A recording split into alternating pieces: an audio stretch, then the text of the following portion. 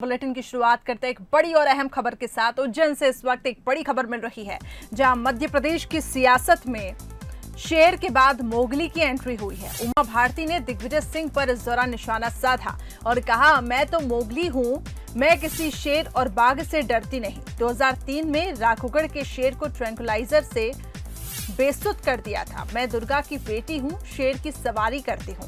नए मंत्रियों को भी इस दौरान उमा भारती ने नसीहत दी और कहा कि किसी विभाग को मलाईदार विभाग न समझे, बीजेपी में सभी सेवक हैं। ये तो सब जुमलेबाजियां हैं और इन जुमलेबाजियों का कोई जवाब नहीं हो सकता, क्योंकि अब वो कहते हैं मैंने टाइगर का शिकार किया, वो कहते हैं कि मैं टाइगर हूँ।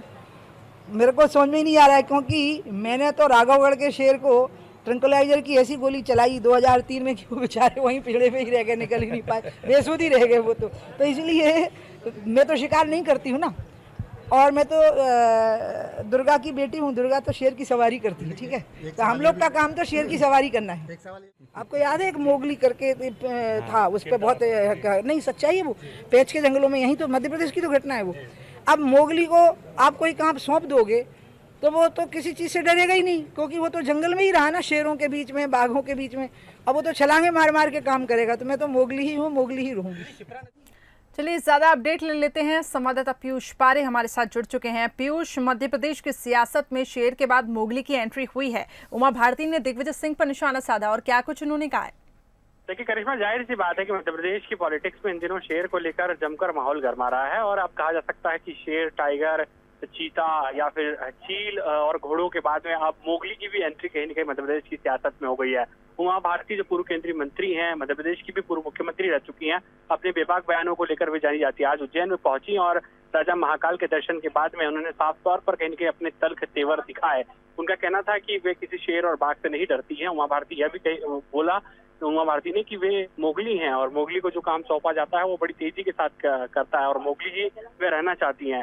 इतना ही नहीं, पूर्व मुख्यमंत्री और राज्यसभा सांसद दिग्विजय सिंह पर भी कहीं न कहीं बयानों के तीर उमा भारती ने चलाए हैं। उमा भारती का कहना है कि 2003 में वे राघोगढ़ के शेर को बेसुध कर चुकी हैं। उसके बाद भोपाल की जनता ने भी उन्हें बाहर नहीं निकलने दिया है चुनाव में। लिहाजा कहा जा सकता है कि ये बयान एक के बाद एक तमाम नेताओं के सामने आ रहे हैं। जिस तरीके से पहले यहाँ पर ज्योतिरादित्य सिंधिया का बयान आया, उसके बाद में कमलनाथ का बयान आया और उसके बाद में जो है वो यहाँ पर अब उमा भारती के इस बयान को लेकर माहौल गरमाने लगा है। पूरे मामले में जिस तरीके से कांग्रेस जवाब देती दिखना लाजमी होगा, लेकिन कहा जा सकता है कि शेर को लेकर मध्य प्रदेश की सियासत जमकर गरमा रही है। जी बिल्कुल पीयूष, बहुत बहुत शुक्रिया हमारे साथ जुड़ने के लिए। इस वक्त हमारे साथ राजपाल सिसोदिया जी बीजेपी की तरफ से जुड़ चुके हैं, साथ ही अब्बास हफीज जी हमारे साथ कांग्रेस की तरफ से जुड़ चुके हैं। आप दोनों मेहमानों का बहुत बहुत स्वागत है। अब्बास जी, सबसे पहले आपके पास आऊंगी। हमने सुना मध्य प्रदेश की सियासत में किस तरीके से शेर की एंट्री हुई है। एक तरफ ज्योतिरादित्य सिंधिया कहते हैं कि मैं शेर हूं और जवाब में पूर्व सीएम कमलनाथ भी उन्होंने जवाब दिया। अब उमा भारती ने कहा है कि मैं तो मोगली हूं, मैं किसी शेर और बाघ से नहीं डरती। कांग्रेस इसे कैसे देखती है? देखिए, प्रतिस्पर्धा चल रही है और हमारा इससे कोई मतलब नहीं है कौन मोगली है कौन शेर है।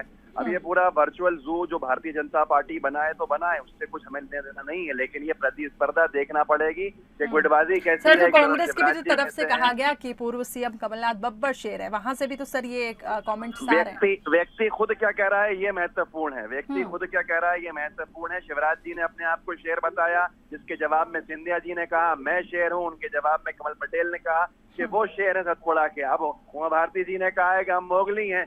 तो ये तो अपने आप से प्रतिस्पर्धा चल रही है इनके वरिष्ठ नेताओं की। गुटबाजी का सबसे बड़ा उदाहरण है जिससे जनता परेशान है और जनता की परेशानी सबसे ज्यादा बड़ी चीज है हमारे लिए। इनकी आंतरिक कला को लेके जनता परेशान हो, ये अन्याय है। जी राजपाल जी, आंतरिक कला चल रही है बीजेपी में, कांग्रेस का कहना है। कांग्रेस शुरू से ये कह रही है कि भारतीय जनता पार्टी में कोई आंतरिक कला होने वाली है, ये वेट कर रहे हैं। ये जब मंत्रिमंडल का विस्तार हो रहा है तभी ये वेट कर रहे थे कि भारतीय जनता पार्टी के मंत्रिमंडल के विस्तार के बाद की परिस्थिति बनेगी तो उसका हम लाभ उठाएंगे, बनी रही है। पर इनको कोई इस प्रकार की कोई इनको अवसर या अपॉर्चुनिटी मिलने की चांस नहीं है। जहाँ तक आदरणीय उमा जी के बयान की बात है तो मैं ये जरूर कहना चाहता हूँ कि एक बहुत ही सुंदर किरदार है जंगल बुक का मोगली, जो कि बड़ा सरल है और बहुत प्यारा एक किरदार है। उससे उन्होंने अपने आप की तुलना करते हुए अगर एक बात कही है तो उसके मायने जो है गुटबाजी से न निकालते हुए कहीं न कहीं कोमल हृदय और उस प्रकार के एक बच्चे का किरदार है वो मोगली जंगल बुक का, कि उससे कहीं ना कहीं तुलना करके जो बात करने का काम है वो निर्मल मन है। तो राजपाल जी, हम ये समझे कि जो अंतरकलह की खबरें आ रही हैं, इससे पहले भी देखा जब मंत्रिमंडल का विस्तार हुआ तब उमा भारती ने जो स्टेटमेंट दिया था, और अभी भी उन्होंने कहा कि किसी भी विभाग को, जो नए मंत्री बने हैं वो किसी भी विभाग को मलाईदार विभाग न समझे। इससे क्या हम तात्पर्य निकाले? देखिए, निश्चित तौर पर जिसको जहाँ सेवा का अवसर मिलेगा, जिस विभाग जो पोर्टफोलियो जिसको मिलेगा, उसको कहीं ना कहीं वो ईमानदारी के साथ में उस पर काम करे। इस प्रकार की अपेक्षा अगर हमारा नेतृत्व करता है तो इसमें गलत क्या है? करना भी चाहिए, क्योंकि मंत्रिमंडल में जो पोर्टफोलियो मंत्री के रूप में काम करने को मिलता है वह एक उस सेवा का माध्यम है, उस विभाग के माध्यम से प्रदेश की जनता की सेवा करना है, तो करना चाहिए। और वही करेगी, वही करेंगे हमारे मंत्रीगण, और वही हमारा जो है। चलिए अब्बास जी, संक्षिप्त में अपनी बात रखें। मैं सर इतना कहना चाहता हूं कि हमारे सिसोदिया जी ने जिस खूबसूरती से कह दिया कि मंत्रिमंडल विस्तार के बाद कोई परेशानी नहीं आई। अजय विश्नोई जी के बयान है, रामपाल सिंह जी की खामोशी के साथ जो बयान दिए गए वो कहे जा रहे हैं, बहुत कुछ इनको खिलाफ जा रहा है। अब इनके खुद के लोग असंतुष्ट हैं, बात उनकी नहीं है, लेकिन बात है कि जनता का जो पीड़ाया बढ़ेगी, क्योंकि इन्होंने समन्वय सही नहीं बिठाया।